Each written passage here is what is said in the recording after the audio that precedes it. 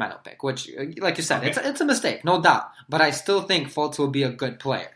And obviously maybe not even to the point where Tatum becomes, but I still think they have hit with that in terms of the player they did receive. But I would say this is I believe, maybe Pop doesn't want to be part of the rebuild, right, of coaching wise. So maybe he pulls away, stays in the front office, does his USA basketball thing, right?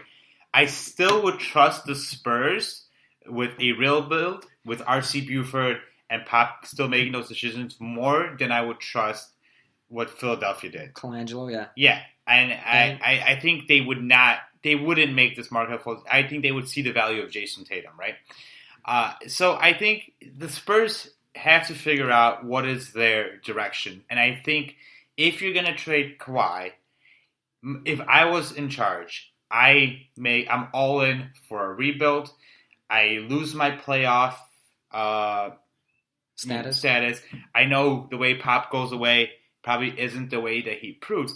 But what Pop can do, he's got a fantastic resume, a fantastic legacy. What he can do is he can just improve it now by, facilitating a quick rebuild to maybe when the Warriors are older or when they aren't able to pay all those players. Well, now the Spurs are 3 and 4 years into a rebuild, and they're ready to compete in the West. I don't think a Spurs rebuild would not take 3 to 4 years. I think that would be the difference between their rebuild and Philly's rebuild, is that the Spurs right now have Kawhi Leonard, who is, by far not by far the best trade chip. I think Karl Anthony Towns, if out there, would be the best trade chip.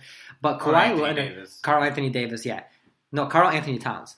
Or Anthony Davis. Obviously, Anthony Davis, Antetokounmpo would be a great trade asset, but they're not on the market right now. They're not. And Kawhi Leonard is a fantastic trade chip to have if you want to rebuild. LaMarcus Aldridge would be a decent trade chip. You could probably pick up a solid young player or two and a draft pick, a pretty high draft pick. It's somewhere in the middle first round. If you're the Clippers, do you do Tobias Harris in one of those picks for LaMarcus? Yeah, probably. There'd have to be some cap space, I think. There would be. I think actually that might actually work financially because Tobias Harris is getting paid, I think, about 17, 18 million. Maybe you'd throw in a Patrick Beverly or something like that. There's options. That would work. And in that scenario, you get a number 12 pick. You could probably pull off a trade with Washington where you get the 15th pick on a Kelly Oubre if you're the Spurs. Because I think... Well, cap-wise, it doesn't work. Cap-wise, it doesn't. No, but you throw in an Ian Mahinmi or a Marcin Gortat, all of a sudden it works. Yeah, so, the Spurs have to be willing to take on bad contract. Maybe you do something with the Grizzlies, right? You throw in Parsons and you see. Probably not the number 4 pick, but then again, you could probably make it work with terrible team with terrible draft picks. Yeah, if the Spurs the Spurs would probably have to throw in their own draft pick and be like, here, we're gonna give you Aldridge and our own draft pick. You give us Parsons and the number 4 pick. All of a sudden, the Spurs do that in a heartbeat. The Spurs do that in a heartbeat. Even if you have to add in, even if you have to add in a future for pick. Doncic. Yeah, so exactly, and I think the Spurs would be able to facilitate a rebuild depending on Fultz' development, obviously, very quickly. So, and with their own pick next year as well, it would probably be a high one because Saric and Fultz and DeJounte Murray exactly. So there's options the Spurs have. As a Spurs fan, I am very interested to see which way they go. I don't think they have fully agreed or admitted that they are going to trade Kawhi Leonard. There was a report yesterday that came out. Again, I can't remember who had the report, who made the report, but there was a report that came out yesterday that the Spurs are not willing to trade Kawhi Leonard yet, but they're fielding the offers. Essentially, what they're saying, I'm almost 99%. The way I read it is that we're essentially going to be extremely patient.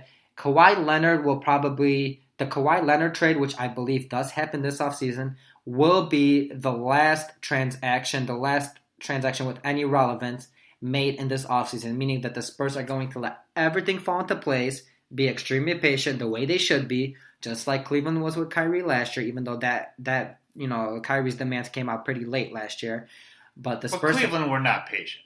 Cleveland, they might not have been patient because at that point it was already at the end of the offseason. Cleveland could have gotten a better win now deal. They could have gotten. You think they could have gone at that point? DeJounte Murray and LaMarcus Aldridge. DeJounte Murray and LaMarcus Aldridge. How much better does that make the Cleveland than they were this year? But you got to remember, Isaiah Thomas looked I mean, Isaiah Thomas, right now, if we're looking at it right now, of course it would have been better if they could have gotten DeJounte Murray and LaMarcus Aldridge. Well, they but could at that point, and I remember when you told me last year, you're the one who told me, like, oh, yeah, here, Kyrie's been traded, and I believe that Cleveland got a fantastic package. Yeah. Because it looked like a fantastic package. I mean, Jay Crowder was a good player. The Brooklyn pick was expected to be higher than it is.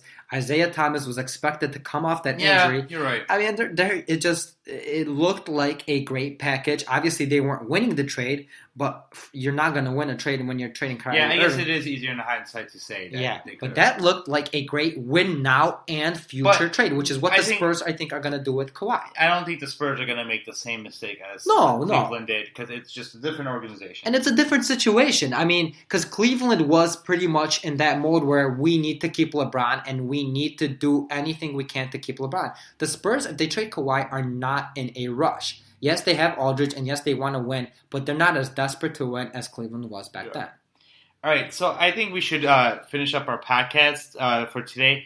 We are going to maybe try to do a podcast maybe on Saturday, so we can get one after. Yeah, either Saturday or Sunday. Look out for a podcast this weekend. We will be trying to post one up. You can follow us on Twitter, and our Twitter handle is at NBA Trade Zones. Yes, Trades Zone. NBA Trades Zone. So there's a trades is pluralized, zone is not. We have our Facebook page as well. It's same thing, NBA Trade Zone. You could look it up. You could we'll leave our email in our Facebook page. If you have any suggestions, any topics you want us to discuss, please let us know. Please let your friends know about us. We're going to continue to do this. We love the NBA. We're going to keep talking. We love talking about trades as well. So I am very good with the salary cap. I have a lot of knowledge on the salary cap. That is my expertise in this podcast. My brother Sebastian here, he watches a lot of games, a lot more games than I do. And he has a lot of knowledge on which players are playing good, which the correct fits. So the two of us really complement each other very well. And we look forward to hearing any comments you guys may have for us, comments on the trades we proposed. If we said something you liked, if we said something you didn't like when we were discussing potential trade packages with other teams like Boston, New York, please comment underneath. Let us know what you guys think. Thank you. Thank you, guys.